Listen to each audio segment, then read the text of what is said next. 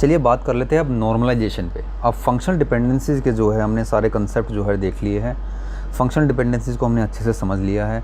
अब हम जो है हमने एक बेस तैयार कर लिया है नॉर्मलाइजेशन के लिए। तो अब हम अपनी नॉर्मलाइजेशंस पे आ जाते हैं कि टेबल्स को जो हम किस तरह से नॉर्मलाइज करते हैं। नॉर्मलाइजेशन का मीनिंग क्या है, हम टेबल्स को जो है किस तरह से स्प्लिट करते हैं। और स्प्लिट करने का हमारा रीज़न क्या था कि हमें जो है टेबल्स को गुड डिज़ाइन फॉर्म के अंदर लेके आना है। तो सबसे पहले जो है मेरी नॉर्मलाइजेशन की जो टाइप है वो है फर्स्ट नॉर्मल फॉर्म। तो फर्स्ट नॉर्मल फॉर्म से क्या मतलब है, यहाँ पे देखिए सबसे बेसिक सबसे प्राइमरी जो फॉर्म है, सबसे पहली फॉर्म जो है उसको हम फर्स्ट नॉर्मल फॉर्म बोलते हैं। इसमें क्या है कि जो भी मेरा टेबल रिलेशन, जो भी मेरा रिलेशन जो है मुझे गिवन है, उसमें जो ये एट्रीब्यूट्स है ना, ये क्या होने चाहिए, ये एक तो मल्टी वैल्यूड एट्रीब्यूट्स नहीं होने चाहिए, और अगर ये कंपोजिट एट्रीब्यूट है तो वो भी नहीं होने चाहिए। अगर ये एट्रीब्यूट, कोई भी एट्रीब्यूट अगर मल्टी वैल्यूड हुआ या कंपोजिट हुआ तो मुझे उस पर्टिकुलर टेबल को ब्रेक करना पड़ेगा। ठीक है, जैसे फॉर एग्जांपल ये हमें टेबल दिया हुआ है। अब फ़ोन नंबर क्या है, मेरा एक मल्टी वैल्यूड एट्रीब्यूट्स है। मल्टी वैल्यूड से मीनिंग क्या है, ये फ़ोन नंबर एक पर्टिकुलर पर्सन के पास एक से ज़्यादा नंबर्स हो सकते हैं, तो ये एक नंबर उसका ये है, एक नंबर उसका ये है, तो एक एट्रीब्यूट के कॉरस्पॉन्डिंग मल्टीपल वैल्यूज़ आ गई, तो इसको हमने बोल दिया मल्टी वैल्यूड एट्रीब्यूट। तो ये इस तरह का कोई एट्रीब्यूट मेरा प्रेजेंट नहीं होना चाहिए टेबल के अंदर। ठीक है, पहली बात ये है। फॉर एग्जांपल अगर यहाँ पे प्रेजेंट है तो क्या करें, तो मेरे पास दो सॉल्यूशंस है। पहले सॉल्यूशंस में मैं क्या कर सकता हूँ कि ये जो है एट्रीब्यूट्स है, ये जो भी मल्टी वैल्यूड एट्रीब्यूट्स हैं इनको अलग अलग करके लिख लो। तो पहला तो जो है 1A 3462 आ गया, ठीक है, ये आ गया। उसके बाद 1A 4906 ये वाला आ गया, और फिर ये आ गया, फिर ये आ गया। लेकिन अगर आप इस तरह से लिखोगे तो आप यहाँ देखोगे इन इंस्टेंसेस के ना ये वैल्यू जो है बार बार रिपीट होने लग गई, फिर तो यहाँ पे तो रिपीटिशन फिर बढ़ने लग गई है, और रिपीटिशन को ही हमने रोकना था। तो ये तो बहुत स्मॉल एग्जांपल है, इसमें ही जब दो बार रिपीटिशन आ रही है तो अगर कोई लार्जर डेटा होगा तो वहाँ आप इमेजिन कर सकते हैं कितनी सारी रिपीटिशन मेरे पास आ जाएगी। तो ये तो कोई अच्छा सॉल्यूशन हुआ नहीं। सॉल्यूशन नंबर सेकंड क्या बोलता है कि जो भी मेरा मल्टी वैल्यूड एट्रीब्यूट है ना, उसको जो है हम स्प्लिट कर देंगे। किस तरह से स्प्लिट करेंगे, देखो अब यहाँ पे हमने स्प्लिट किया है इस पर्टिकुलर टेबल को। हमने एक तो एम्प्लॉय नंबर और एक एम्प्लॉय नेम के अंदर, और एक जो है फ़ोन नंबर हमने इस तरह से लिख लिया। तो जो भी मल्टी वैल्यूड एट्रीब्यूट है उसको, उसके लिए एक अलग ही रिलेशन बना दो। कहने का मतलब क्या है, जो भी मल्टी वैल्यूड एट्रीब्यूट है ना उसको एक अलग रिलेशन में लिख दो, बस इतना काम करना है।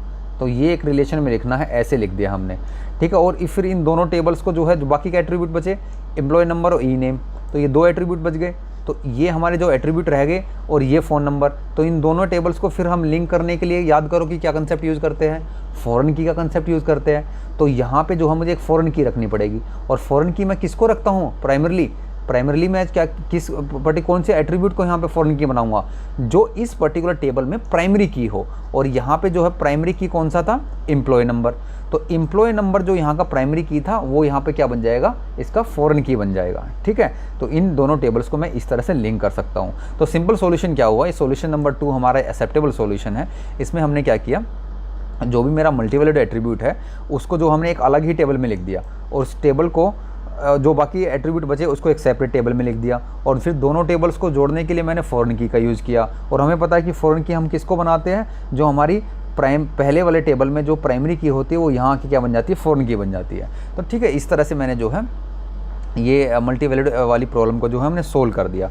ऑल्दो जो है यहाँ पे जो है हम हल्की फुल्की रिपीटिशन जो हमारी रहेगी ही, इसको हम अवॉइड नहीं कर सकते, इसको हम अवॉइड नहीं कर पाएंगे। लेकिन ये रिपीटिशन नहीं है अपने आप में। क्यों नहीं रिपीटिशन है, अगर मैं इस पर्टिकुलर टेबल की बात करूँगा ना, तो इस टेबल में मेरी जो है प्राइमरी की क्या है, दोनों का कॉम्बिनेशन बन के जो है मेरी प्राइमरी की होगी। अगर दोनों का कॉम्बिनेशन मेरी प्राइमरी की है तो फिर ये देखो इसके इंस्टेंस की वैल्यू यहाँ पे क्या होगी, हमेशा यूनिक होगी। 13462 एक तो वैल्यू ये है किसी पर्टिकुलर इंस्टेंस पे, किसी पर्टिकुलर टाइम पे, और एक वैल्यू है मान लिया 1496। तो ये तो दोनों तो अलग अलग है ना। तो अब हमें जो है सिंगली नहीं देखना, इसको 1 करके नहीं देखना, क्योंकि अब एम्प्लॉय नंबर और फ़ोन नंबर दोनों मिलके एक प्राइमरी की बना रहे हैं। तो दोनों के कॉम्बिनेशन से देखना है कि हमारा जो है कोई रिपीटेड सेम जो है हमारा इंस्टेंसेस, मीनिंग सेम वैल्यूज़ ना हो टेबल के अंदर। आप देख लीजिए इसमें पूरे के पूरे दोनों को अगर कॉम्बिनेशन लेंगे तो कोई भी सिमिलर वैल्यूज़ नहीं है किसी भी रो के अंदर। ठीक है, तो ये हमारा सॉल्यूशन है, हमने यहाँ पे एक्सेप्टेबल सॉल्यूशन है मेरा। तो ये हुआ मेरा मल्टी वैल्यूड एट्रीब्यूट्स को हैंडल करने का तरीका। जो भी मल्टी वैल्यूड एट्रीब्यूट है उसको एक अलग टेबल में लिख दो और उसको उसके साथ एक फॉरेन की अटैच कर दो। कौन सी फॉरेन की? जो पहले वाले टेबल में प्राइमरी की का काम करेगी। सेकंड क्या है भाई, कंपोजिट एट्रीब्यूट्स को भी हमारे टेबल के अंदर नहीं हो सकते। अगर वो है तो हमें फिर भी दोबारा से टेबल को जो है अलग टेबल को जो है स्प्लिट करना पड़ेगा एट्रीब्यूट्स के फॉर्म में। जैसे यहाँ एम्प्लॉय नेम है, एम्प्लॉय नेम तो मेरा क्या हो सकता है, मुकेश कुमार मान। मैं पूरा बड़ा बड़ा लिखता हूँ क्योंकि इसमें क्या है, फर्स्ट नेम भी हो सकता है मेरा, मिडिल नेम भी हो सकता है और लास्ट नेम भी हो सकता है। तो ये अपने आप में ये जो एट्रीब्यूट है कंपोजिट एट्रीब्यूट है। कंपोजिट एट्रीब्यूट कौन से होते हैं? जो एट्रीब्यूट एक से ज़्यादा एट्रीब्यूट से मिलके बने होते हैं। जैसे यहाँ पे क्या है, first name, middle name, last name. तो इस तरह के एट्रीब्यूट्स को मैं टेबल में ना रखूँ, इसके लिए मैं क्या सॉल्यूशन क्या करूँगा, जो भी कंपोजिट एट्रीब्यूट्स है उनको एटॉमिक एट्रीब्यूट्स में स्प्लिट कर दूंगा और फिर जो है मैं टेबल बनाऊंगा। तो ये मेरा सॉल्यूशन है फर्स्ट नॉर्मल फॉर्म के लिए। जो भी मेरी फर्स्ट नॉर्मल फॉर्म होगी उसमें दो चीज़ें ध्यान रखने के लिए है, एक तो हमारा कंपोजिट एट्रीब्यूट नहीं होना चाहिए और एक मल्टी वैल्यूड एट्रीब्यूट नहीं होना चाहिए।